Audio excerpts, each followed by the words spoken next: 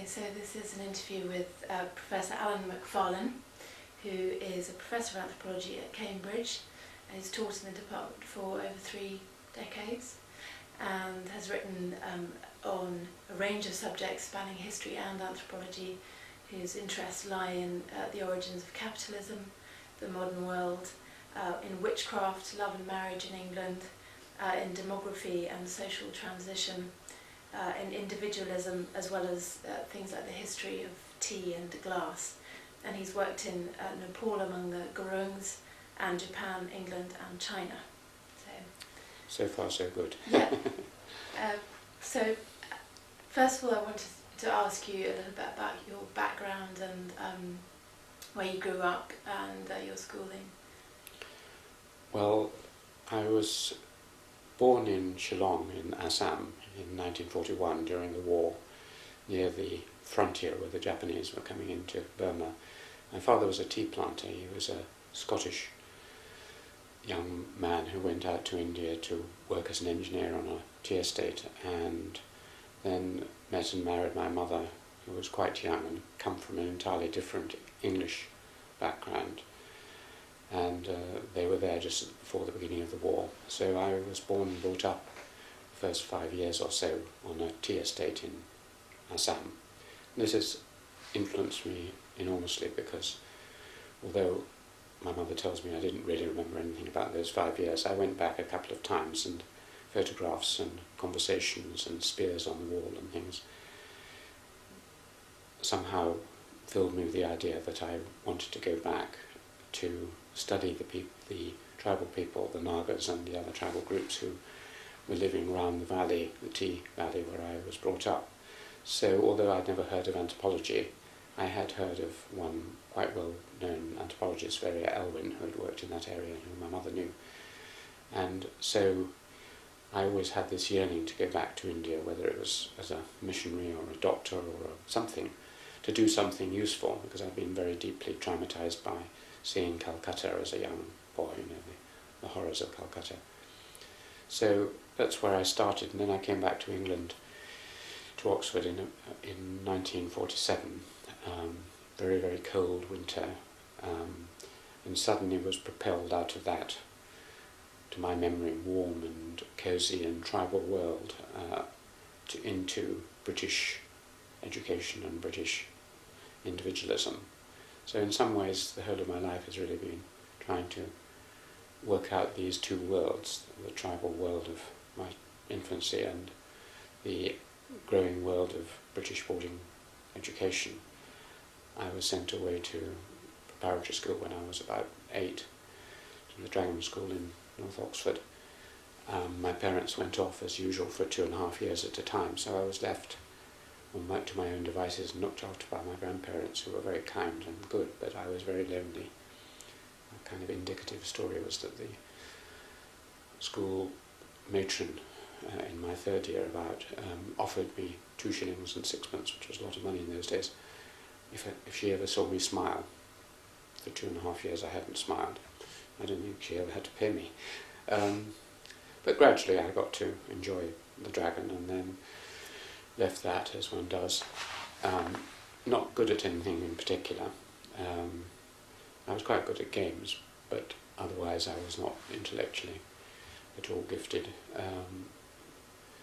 My mother was very gifted. I mean, she left school early, but she'd won an open scholarship to Oxford, which she'd never been told about, and she was a philosopher, a poet, a novelist, short story writer, a Buddhist, very far to the left, vegetarian, and good linguist, translated Gaelic fairy stories and Assamese stories and so on. So she had a huge influence, very intellectual woman, and in some ways she never made me feel I was working out her dream, but I was annoying.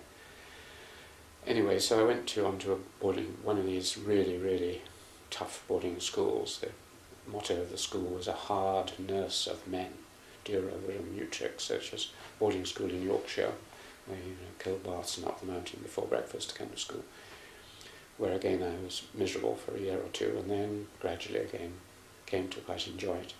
So this was Sedbergh School, and I had the good fortune to have a wonderful history master often, if you look at people's lives, it's been shaped by one or two relatives and one or two teachers. And I was taught by a history master called Andrew Morgan, who has remained friends, and he still reads everything I put in his direction. And he opened history for many boys. His pupils included the Lord Chief Justice and the head of the BBC at one time, and all sorts of people. And I was one of the people who he suddenly made aware of the world of ideas in my sixth form. And so at Sedbergh I began to be interested in literature and history, and I then had to choose which I was going to do. But I've gone on enough for the moment. I've whisked through to the age of 18. So. Did your parents encourage you into academia, or? Oh, absolutely. I mean, it was one of these families. My two of my three uncles, in other words, my mother's brothers, had been to Oxford.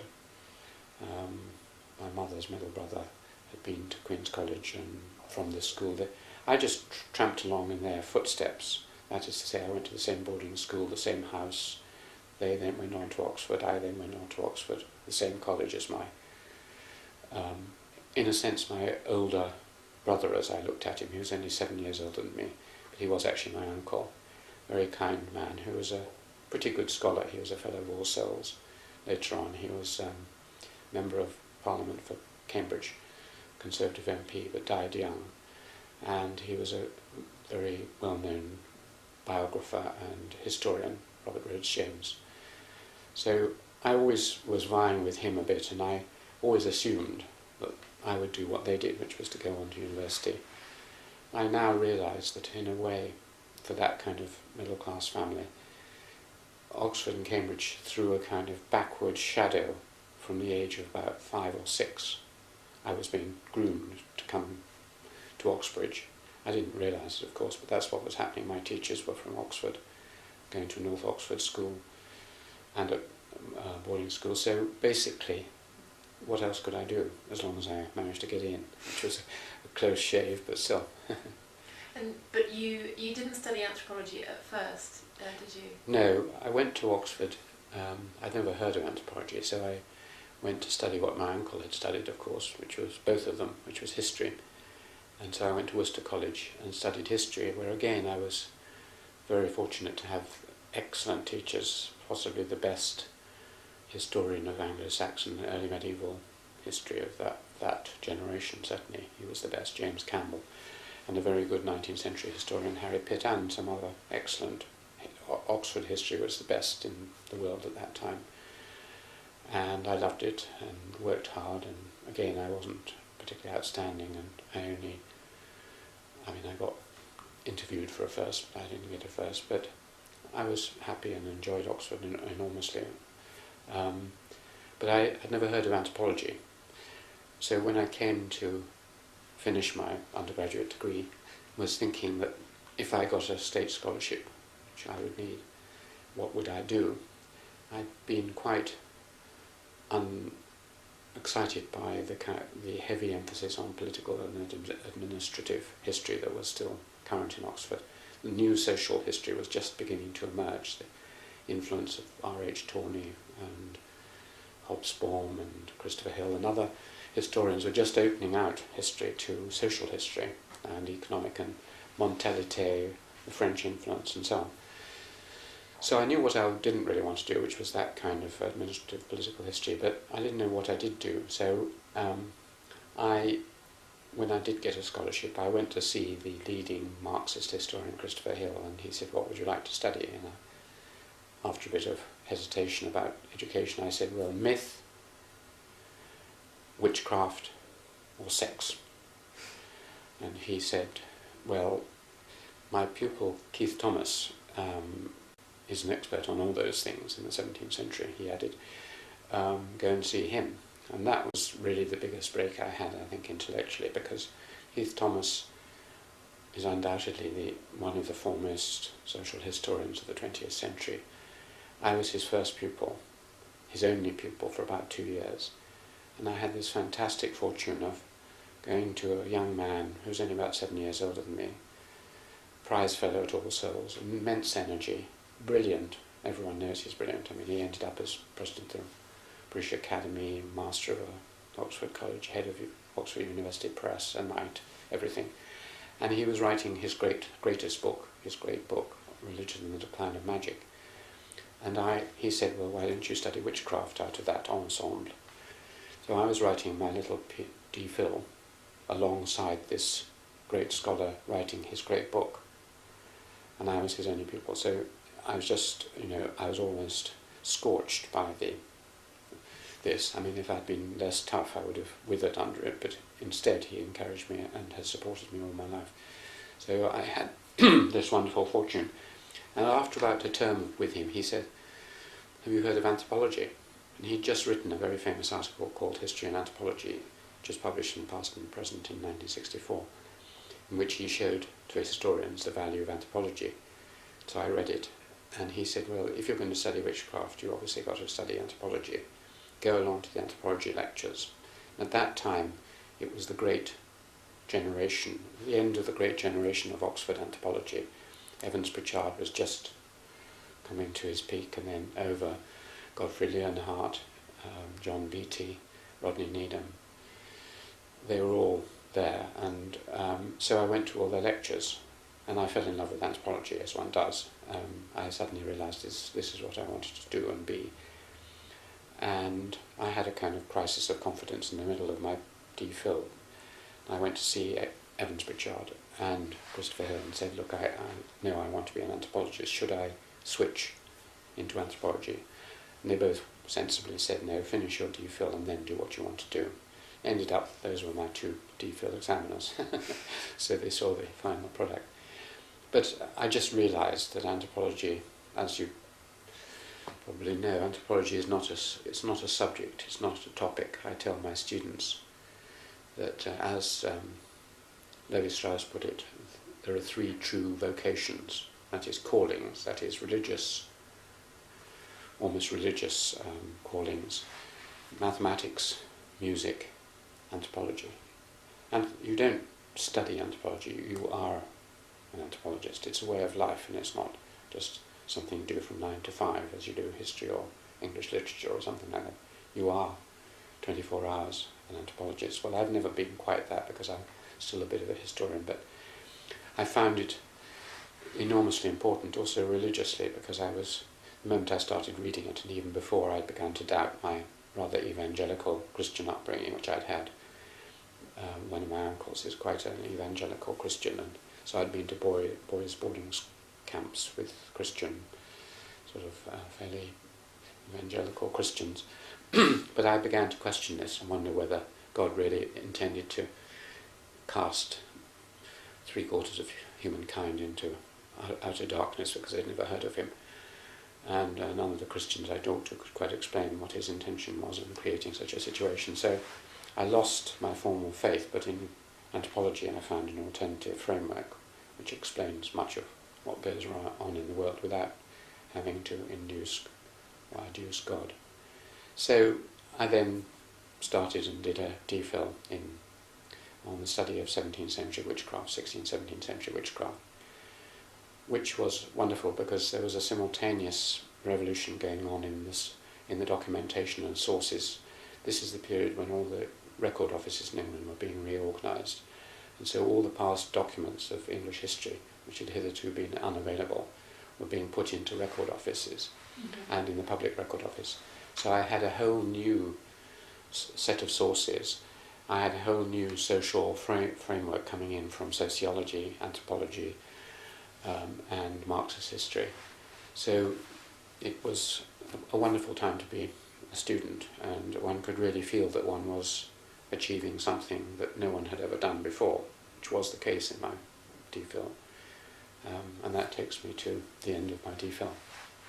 So, and then Evans Pritchard wrote the preface to your book that eventually came out. He did. He was my examiner for my DPhil. It was a rather delightful examination, because Evans Pritchard was slightly elderly then and slightly scatty, so he turned up with his gown sort of over his shoulder like this, and his bow tie or whatever he was wearing sort of askew, and he was a Catholic anthropologist, and their fellow examiner was the Master of Balliol, later Master of Balliol, Christopher Hill, a Marxist historian. So they proceeded to argue about Marxism or Catholicism or something with each other during my DPhil, and I'd occasionally go, So at the end they perfunctorily asked me one or two questions. They were both quite happy with it, and then went on arguing. So the only question I really remember EP turning to me and saying, "You're going to the LSE, I gather." And of course he had a frosty relationship with the LSE. "Why are you going to the LSE? Why don't you stay here?" So luckily I knew something, and I said, "Well, that sounds a very nice idea. What did you do when you finished your history degree at Oxford?" "Well, I went to the LSE, I suppose." Anyway, so they passed it, and EP also told me, after it was those good old days, so we went off for a long drink, of course, afterwards, and to the Mitre, and he told me about his life, and I spent a charming whole day with him up on Headington Hill. I've got his cushion here, which I should be sitting on for this interview, but anyway, and he talked about his life and his beliefs and so on. I jotted some of the things down. He was a great gossip monger, so he told me the scandals about Malinowski and or my then senior colleagues. But he also said, "Your first book, Alan, is really important. People will judge you by your first book. If it's a bad book, that'll be a bad influence throughout your life." So I said, "Well, do you think I should publish this thesis as a book? Is it good enough?" And he said, "Yes, it's fine." And then I said, "Will you write a preface?" Which he did do. He told me a nice story about that, which again with EP you never knew, but he said, my first book, which was Witchcraft and Magic and Oracles Among the Zand, I wrote it all, and then I was reading through it on the back of a boat on the Nile, and a puff of wind came along and blew it all off into the Nile. I lost it all, so I had to rewrite it all. It was rather like T. Lawrence and the Seven Pillars of Wisdom, which had to be rewritten. He said it was the best thing that ever happened to me, because it was much better the second time. Anyway, he said it was good enough, so that's why he wrote the preface.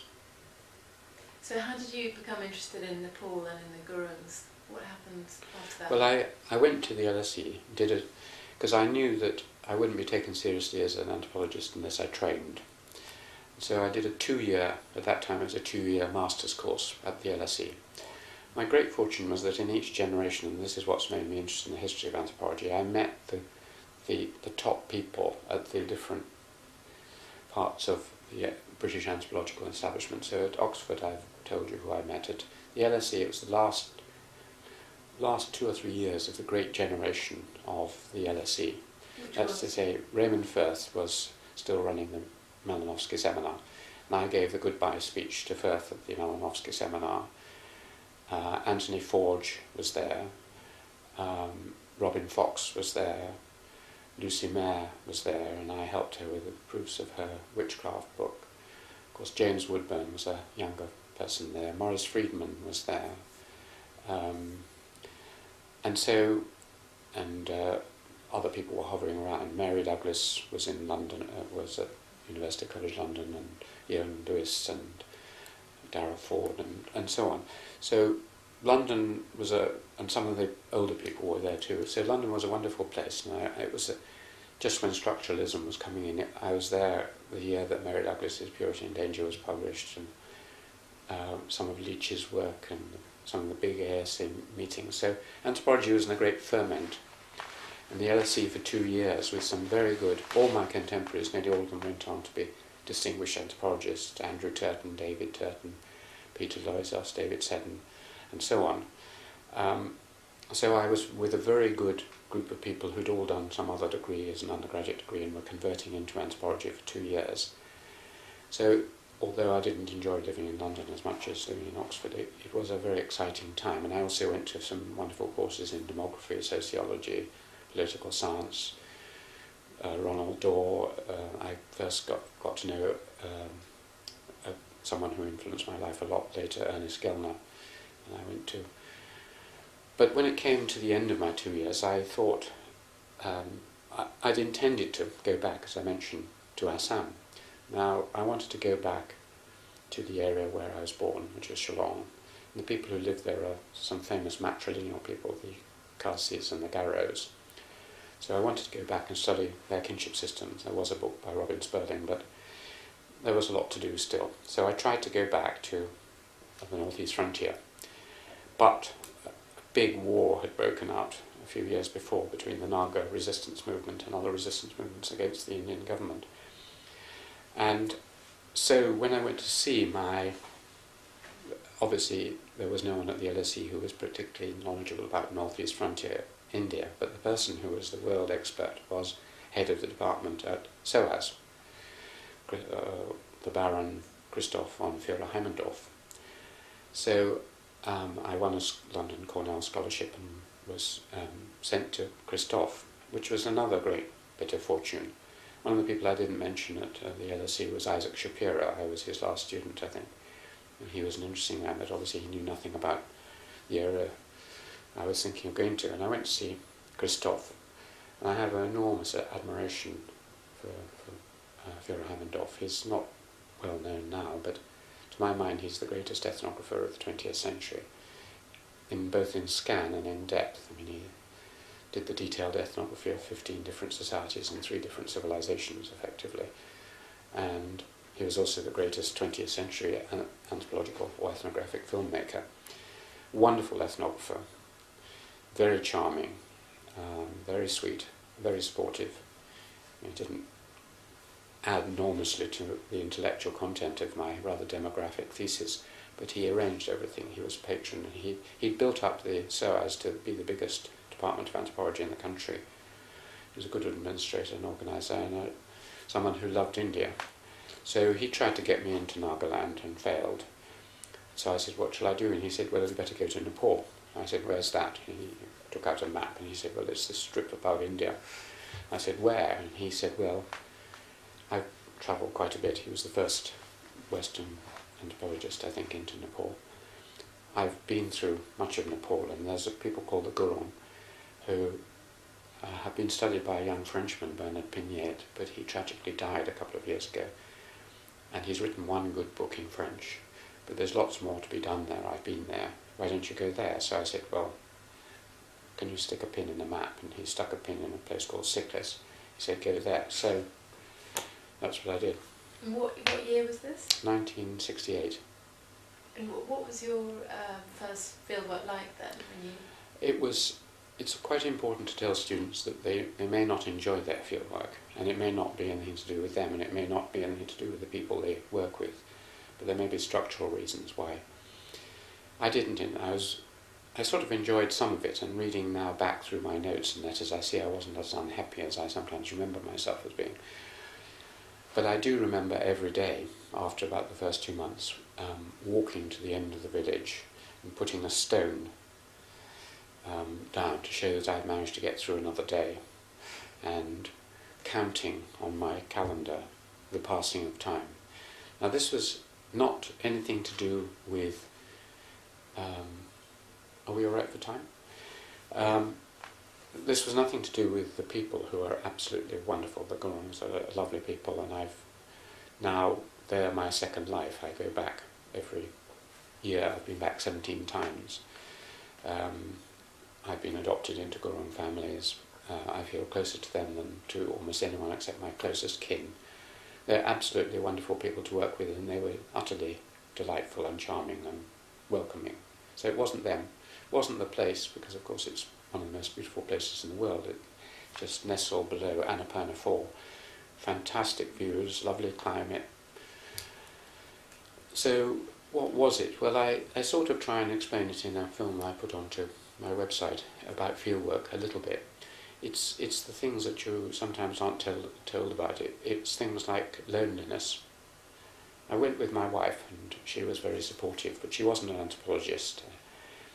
And we were both, it was very remote then. It was, Nepal was surprisingly remote in 1968. There was no road from Kathmandu. You had to come by plane. And you had to walk for 8 hours to get to the village. So you could seldom go down, and there wasn't much of a postal service. So we were very cut off. And I knew no language at all. There was no way of preparing. So for 3 or 4 months we couldn't say anything much, though there were some ex-Gurkhas who spoke English. We were very lonely. My wife was quite ill some of the time, sense of privacy. You could never lock your door, so you constantly had people coming in and sort of waving and laughing at you and so on. But I think possibly the real problem was that I'd already been very, very happy as a historian. I'd loved going into archives and libraries and being sure that I'd get 8 solid hours of work, and I was a workaholic. Field work is often frustrating because the people don't turn up and there's nothing happening, and you're just sitting around and time is passing and you're worrying about whether you get enough data. So a mixture of anxiety, loneliness, a bit of illness, combined to mean that quite a lot of the time I wasn't enormously happy, and I was looking forward, but I thought, well, I am here, I'm going to go through it. So I did spend 15 months in Nepal, but when I left I was a mixture of great exhilaration, but also enormous sadness, one of the saddest days of my life leaving the village, which you do feel because the people were so wonderful, and I suddenly realised I was being wrenched out of this world, and then I came back. And has it been easier going back since then? Oh yes, it's been easier in lots of ways because you're not going for long periods, and the communications have got better and so on. But above all, because of my wife. My first wife, we separated and divorced about 3 years later. We had one daughter, and then we divorced amicably, and she happily married to a colleague of mine. And because being a workaholic, I needed someone who would work with me full time. I can't divide my head and my heart. And Sarah, my current wife, was absolutely perfect. I took her back 16 years later because we had small children and so on. And when we left after a month there, I wasn't sure she would enjoy it, but when we left she said, "I'm not leaving unless you promise you'll buy a return ticket next year." She absolutely loved it, and with her I've been very, very happy there, and that's why every year, for about 15 years, we went back every year. We have a house there, we have family. We're going back in about a month's time, again, for about the 18th time. So with that fieldwork, your book, Resources and Population, came out. Yes. Can you just say something of what you were trying to do with that book, what you were trying to argue in it?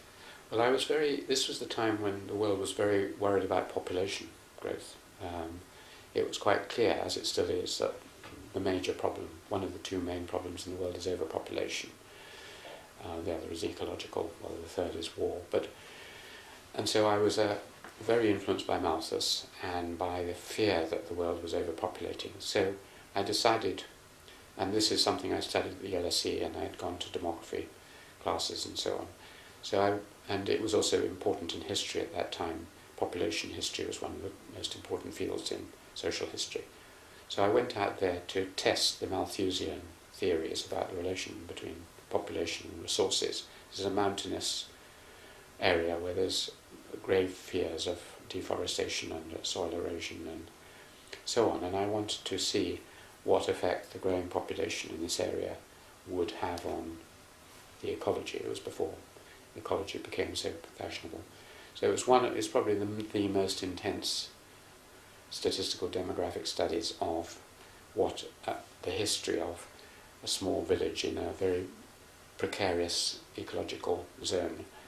And I predicted from that study that there would be disaster, that the population was growing at 2%, doubling every 30 years, and that within 30 years they would be facing starvation, the forests would have been destroyed, and the fields worn out. And that was the prediction in my book. It turned out to be wrong.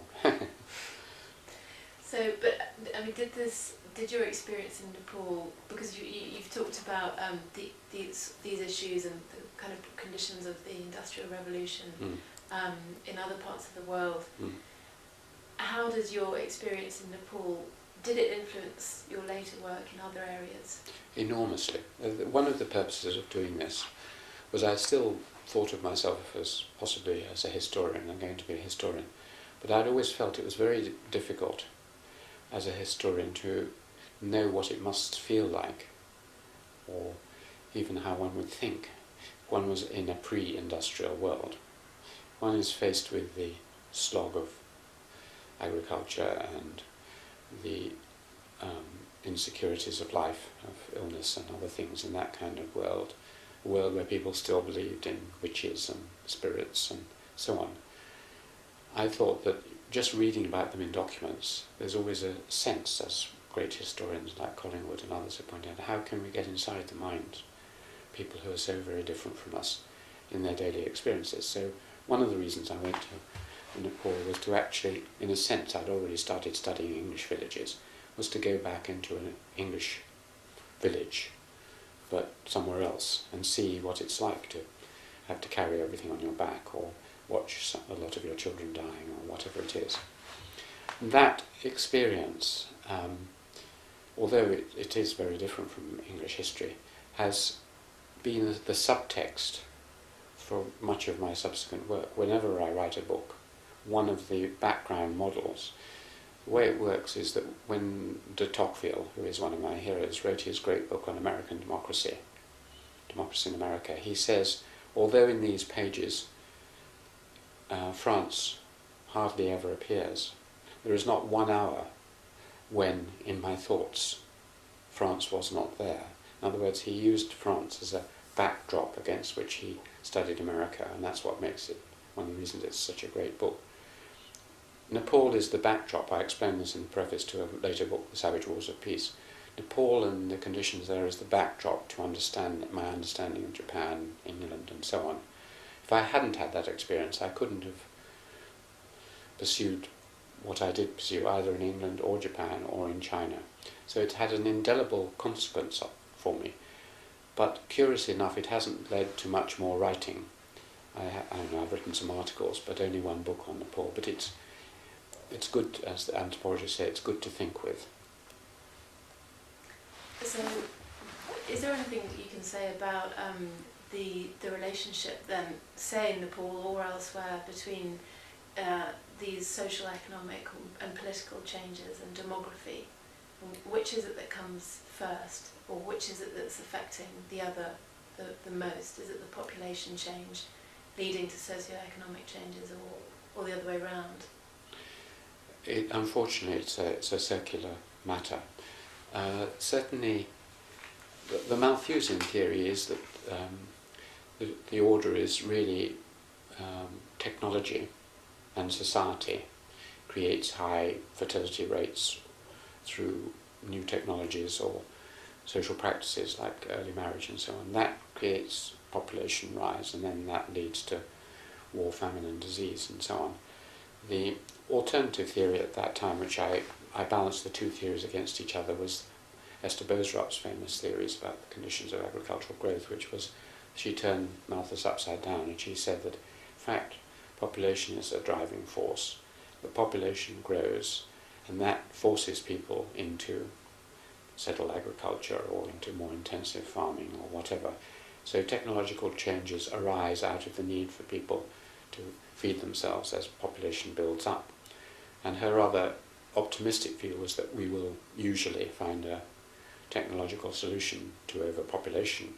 A lot of my work has been to suggest that it's much too optimistic a view, that sometimes you do, and occasionally 50 million people die because you don't, and it's a bit of a risk to presume that maybe we'll find some way out of it. So a lot of my work is a discussion about those two views, whether demography determines society or the other way around, and I think both happen. In the later case which I studied, I wrote a whole book on the same theme in relation to Japan and England, and in that, on the whole, it takes the view that the social structure and the political structure and the economic structure determine the demography, that the rather controlled fertility rates of England and Japan over long periods was caused by their particular political and social structures, and then that in turn, that controlled demographic rate, had the effect of allowing wealth to increase, and that had the effect of was one of the causes of the Industrial Revolution in England, which again then had the effect of raising the population. So I tend, if I had to choose one or the other, it's the social structure first affects the demography and not the other way around. And anthropologists have shown this in hunter-gatherer groups which have controlled populations because of their social structure. Just on that book, the Savage Wars of Peace, Yes. where you talked about England and Japan and their quite unique situations. Because you talk about the Malthusian Trap, can you just explain what that is? Well, the Malthusian Trap comes from the first edition of Malthus's Principles of Population, published in 1798. It's this very, very simple equation. He was a senior wrangler, that's a very, very good mathematician at Cambridge, but it didn't need that to show him that if you have two different kinds of mathematical growth rate, if you have population, which he correctly showed, has the potential to grow at double in each generation very easily. So if you have that, it's a geometrical or exponential kind of growth. And that means that if you double for 33 generations, you get from Adam and Eve to 6.5 billion people. 33 doublings, that's not very long. It goes like this, and that's what population in the world is doing now. It's going straight up, growing faster than it's ever grown. No one talks about it, of course, for various reasons, but it is growing still immensely fast. That graph, he quite rightly at the end of the 18th century believed that agricultural production can only go up what's called arithmetically, in other words, 1, 2, 3, 4, 5, 6, 7. And that gives you a line like that. Population goes like that, and arithmetical growth goes like that. When they intersect after a period, the trap is that then it will cause a negative feedback, war, famine, disease. And so human beings have never on this planet exceeded, until his time, 500 million people, because if their cities grew, a famous example, if their cities grew fast because of the economies of scale and the advantage of having big cities, the water would be polluted, they'd get waterborne disease and other diseases and they'd die. Or if they pressed on their resources, their natural aggressiveness would grow and they would have wars. Or if they tried to increase their crop yields and went towards monocultures like potatoes or rice, there would be a bad weather and they would have famine. So the trap is that human beings, being naturally highly reproductive, will ultimately, and his rather pessimistic view was that we might as well, if we're going to kill off people, we ought to kill them off now, because the number who will be killed off now will be less than the one who... So every war that happens now is, as he half joked, is a good thing, because a war now will kill 100,000 people. If they're not killed off, the population will grow and the war in a few years will be 1 million people. So that's the Malthusian Trap. In his second edition of his essay, he modified that into a tendency rather than a trap. It's a likelihood which we can work our way around if we apply our rational minds to it. In other words, use some form of stopping maximum fertility. But both, as he realised about England and I discovered about Japan, these are the two big countries which have avoided this, because even when they weren't starving, and even when they weren't at war, because they were basically peaceful and famine-free countries, and moderately disease-free, the population didn't whiz up. It levelled off. There were 2 or 3 centuries in both countries before their industrial revolution. The 2 centuries before, in both cases, the population was more or less level, while the wealth was growing. So the Malthusian prediction that as wealth increases, it will lead people to have large numbers of children didn't operate for the first time in history on these 2 islands. And you've got the first 2 industrial revolutions in the East and the West, or West and East. Can you say something about accident as well? Because what struck me in the book was that so much of how England and Japan avoided this trap was by accident. It wasn't intentional, the way they controlled fertility or kept mortality down. So is this all accidental then? Well, there are 2 kinds of accidents in history. There is the kind of very small chaos theory kind of accident. Like if Napoleon hadn't been born, if there hadn't been a person of that temperament, the whole of modern history would have been entirely different. It's not as if some other person could have been Napoleon or even Newton. that is accidental, or very small things. I mean, it's called the Cleopatra's nose theory of history. If Cleopatra's nose had been longer, in other words, she hadn't been the most beautiful woman in the world, Greek history would have been entirely different. Troy would not have fallen, and everything beyond that, because you get, as in chaos theory, rippling effects through time. So if in England there had been no Oliver Cromwell, we now might well be a dictatorship, and there would have probably been no industrial revolution, and so on and so on. So just a single person can change the world, or a single, as in the First World War, a single bullet, a single small event. You know, if Obama falls down the stairs tomorrow and breaks his neck, America will be a different world. So that kind of accident. Then the kind that you're talking about, which is unintended consequences and unplanned effects, this is in a way the central way of characterizing Darwinian evolutionary theory, which is often been summarized rather well as the theory of random variation and selective retention. In other words, no one thought to themselves, let's not have a big family now in 1500, because in 200 years' time that might be a good way to have an industrial revolution. You've got lots of random variations and chance events, like another famous example, the storm that blew away the Spanish Armada, or the Chinese conquest of Japan. You know, these are storms. If there hadn't been storms, who knows? So people do most things without realizing or thinking about the consequences, or even being able to predict them at all. But they do have, and you're absolutely right, and this is a very important thing to say about both England and Japan. The outcomes were not planned, nor do they show any particular virtue or intelligence or superiority in any way whatsoever. The fact that the British managed to cobble together the biggest empire in history and probably change the world more than any other country in history, it's nothing to do with the fact that the British are in any way better at anything. It's an accident. Set of accidents, lots of accidents, random variations, but selective retentions, because all the great inventions that were invented everywhere else came into England.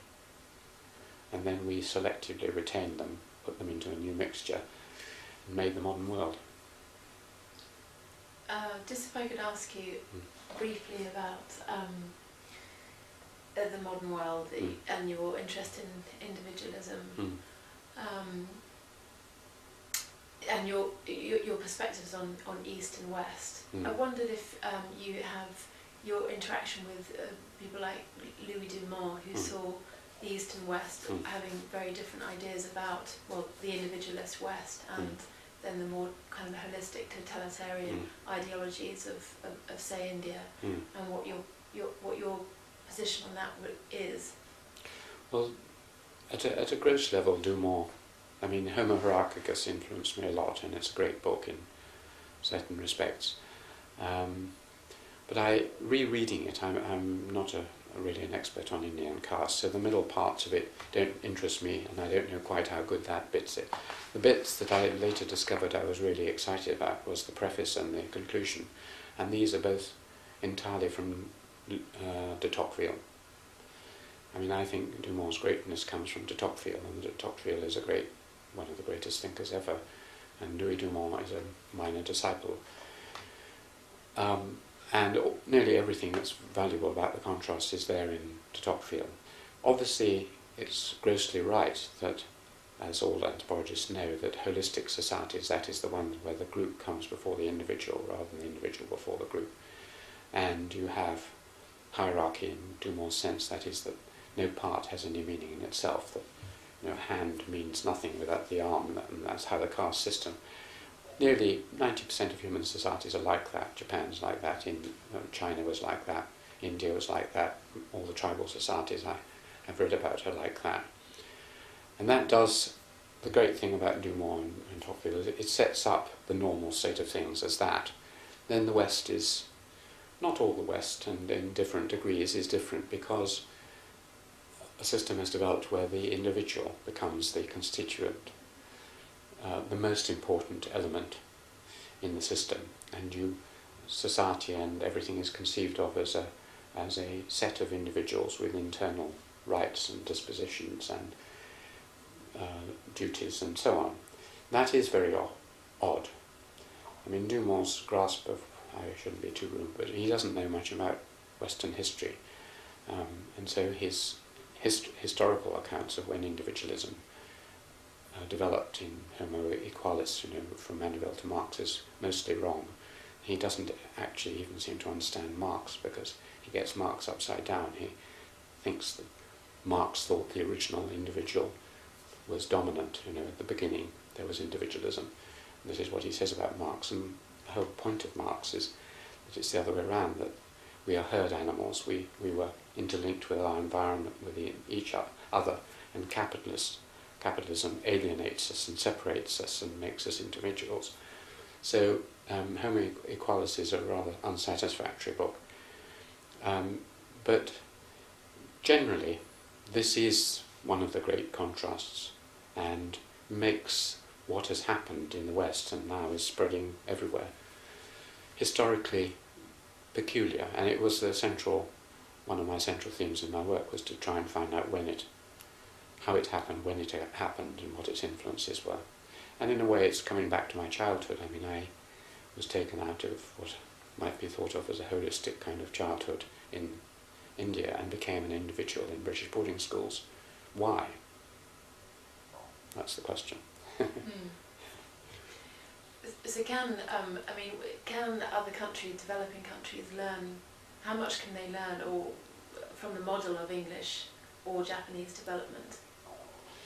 Well, they can learn a lot. They can learn both good things, some useful things that would be useful and helpful for them. Some of the models, like certainly take the English case, not the technological things, because anyone can learn that now from anywhere really, but more to do with social structure, ideology. There are many things that I enormously admire about the history of my own country, England. On the whole, its tolerance, on the whole, its sense of humour, on the whole, its sporting mentality, its irony, its judicial system, lots of things which are extremely valuable to consider, look at, adapt. But I'm very wary in answering this, because I think that the stupidity of our political leaders, without naming any names, for the last 10 years, and not just this country, America too, in assuming that you can take the products of 500 years of development of civil society, democracy, literacy, and so on, and just take it out and put it on one side of A4 and bomb third world countries into accepting it. That you can give endless moral lectures to China about human rights and what it should be doing in terms of democracy, or any of the other parts of the world. Such arrogance, such overt 19th century imperialistic attitudes, that we have to be very modest in our claims. We have to say, as Gandhi did to the missionaries, he said, roses don't have to advertise themselves. You don't have to, if you smell sweet, people will like you. And Gandhi's other famous saying when he got off the plane and someone said, "What do you think about British civilization then?" He said, "That would be a good idea." I mean, we have a way of doing things which has many good qualities, and having spent a lot of time in China and Japan, there are many things that I know they admire and would like to have and take. But it takes time and it takes understanding, and you have to work upwards, from the bottom upwards rather than from the top down. And China is achieving a vast amount and is greatly to be admired and commended in many ways.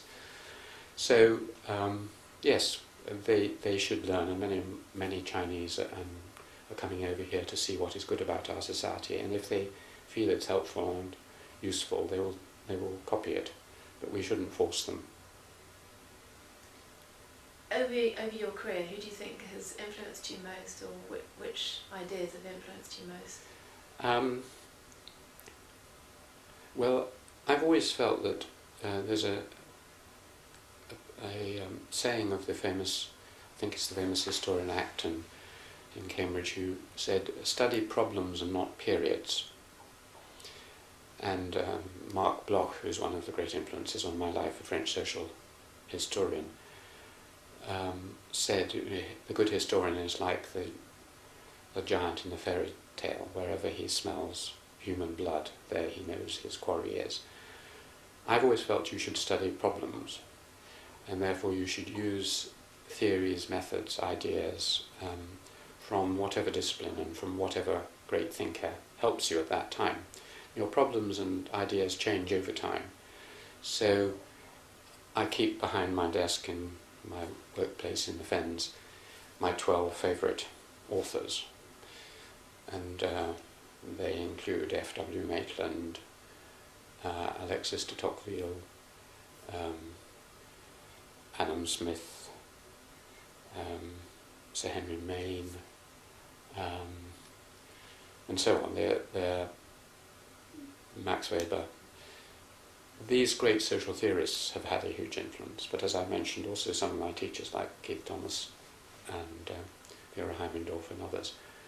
Within anthropology, theoreticians in anthropology, undoubtedly the person who's influenced me most is Evans Pritchard, and I'm pretty sure he's the greatest anthropologist of the 20th century, the one who now I teach still, our students still read him with enormous interest and pleasure, because he was trying to solve worldwide problems, but in a very small scale, and of course he wrote beautifully as well.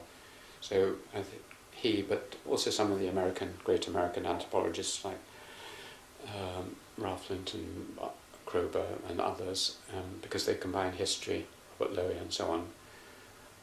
But there are other British ones. I've been very influenced by Jack Goody, who was my first professor here and was enormously supportive, and his wide-ranging interests in things and the way he works has had a huge influence. Ernest Gellner, as a philosopher and anthropologist, and my head of department, had a very considerable influence, and I spent a lot of time discussing with him, and he seems to me to be one of the few people I've met who has the same problems as I have, though our solutions are somewhat different. So I like rather kind of very wide-ranging philosophical thinkers, but also the great historian F.W. Maitland is the greatest historian, and he's had a huge influence on me, because I think he's solved the riddle of the modern world more than anyone else in a technical way. So, and some Japanese thinkers, Fukuzawa. But above all, the person who's undoubtedly influenced me most is my wife Sarah, who has read everything I write, who has worked enormously hard with me. We are more or less one mind and one body and one soul, and I certainly couldn't have achieved a quarter of what I have achieved without her. She is very modest and quiet about it, but we work together, and it's that I found absolutely wonderful, having someone to share ideas with all the time, on car journeys or everything. And one of the difficulties of academics is that they may have very good ideas, but they don't have the time to pursue them or to do the long, intensive work. They have the 1% inspiration, but they don't have the time for the 99% of perspiration, although Sarah might not like the word perspiration attached to her, but she does do a lot of the data working and have many of the good ideas too. So she's the greatest influence, and my mother as well, as I mentioned. It seems to be that sometimes anthropologists go from working individually to collaboration, as you said. Do you think that's more a direction of anthropology will take in the future, or is it a very individual? It has tended to be individualistic. There are big pressures now to make it more collaborative, because much of the status of a department or even an individual depends on how much money you can be seen to be spending from a research council. And so you have to think up lots of projects in which you employ people, and also your conscience may make you feel that your PhD students could be helped in some way by having a research project with them. So I've noticed in the last 5 or 10 years many more projects with anthropologists in. I've always worked in projects, and I've loved them. I was from about 1973.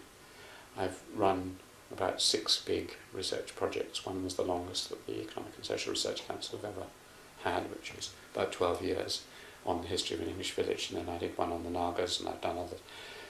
I find working with people, particularly in other disciplines, I worked enormously with computer engineers. One side of my life has been to do with technology. I lecture on the histories of technology. I've developed with computer friends some of the best computer database systems that have been invented. Cambridge is the centre, to a certain extent, of social science computing in the world, and our work has fed right into that. So we've developed new information retrieval systems and so on.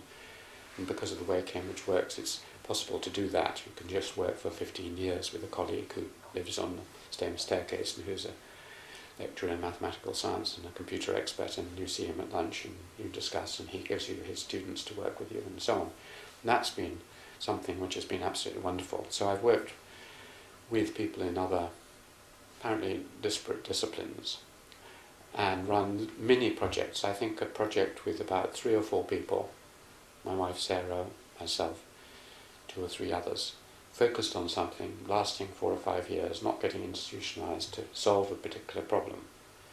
I've worked very closely with one of my former students, Mark Turin, to set up things like Digital Himalaya and other website developments, and I got interested in the potentials of the web and so on recently.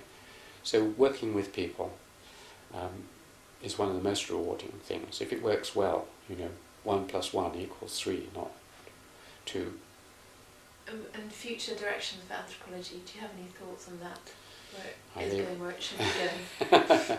I do that. I mean, it's splintering, of course, and it's going in many different directions, and I will go in one direction. I think all my colleagues will probably go in an entirely different direction, so I wouldn't like to lay down what I think they should do.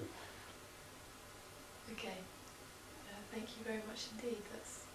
That's pleasure. great. Thank you. Thank you for your questions.